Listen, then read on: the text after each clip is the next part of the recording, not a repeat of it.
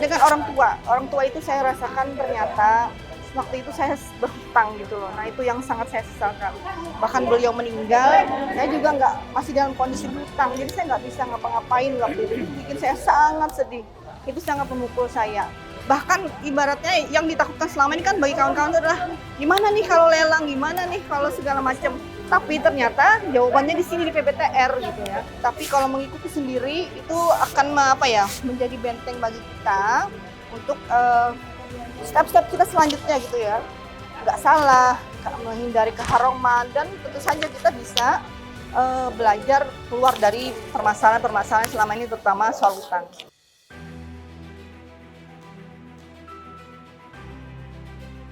Masyarakat tanpa riba.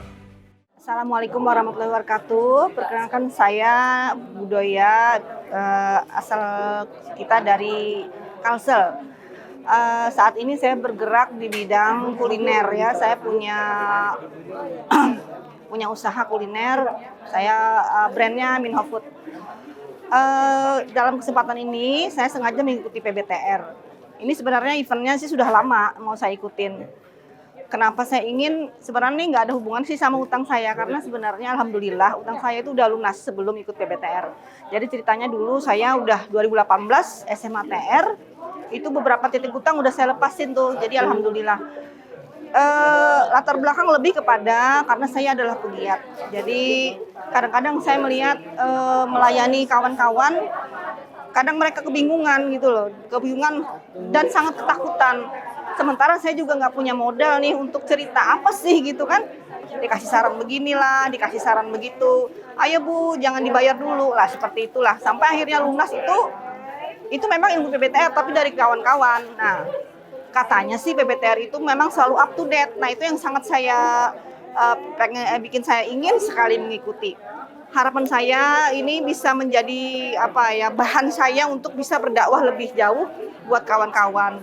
Minimal, walaupun saya tidak, yang jelas nggak mungkin lah saya menjabarkan sebegitu banyaknya ilmu yang didapatkan. Minimal saya bisa memberi ketenangan bagi mereka, bahwa sebenarnya bahkan ibaratnya yang ditakutkan selama ini kan bagi kawan-kawan adalah gimana nih kalau lelang, gimana nih kalau segala macam. Tapi ternyata jawabannya di sini di PBTR gitu ya. Itu yang bikin saya luar biasa sebenarnya PBTR ini ya. Karena saya mengikuti ini, satu yang kemarin yang bikin saya agak terenyuh ya. Waktu kemarin ada cerita tentang bahwa sebenarnya kita itu harus saling minta maaf mungkin ya dengan orang tua, dengan rekan kerja, dengan karyawan. Nah itu kemarin yang saya sangat sedih sekali saat ada di PBTR, karena dengan orang tua itu saya rasakan ternyata waktu itu saya berhutang gitu loh. Nah itu yang sangat saya sesalkan.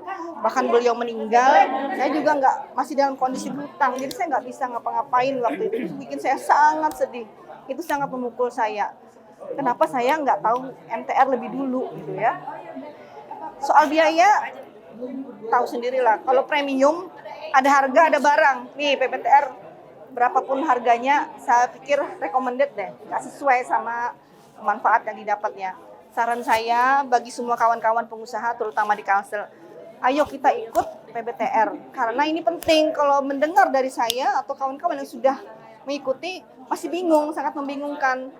Tapi kalau mengikuti sendiri, itu akan menjadi benteng bagi kita untuk step-step kita selanjutnya gitu ya.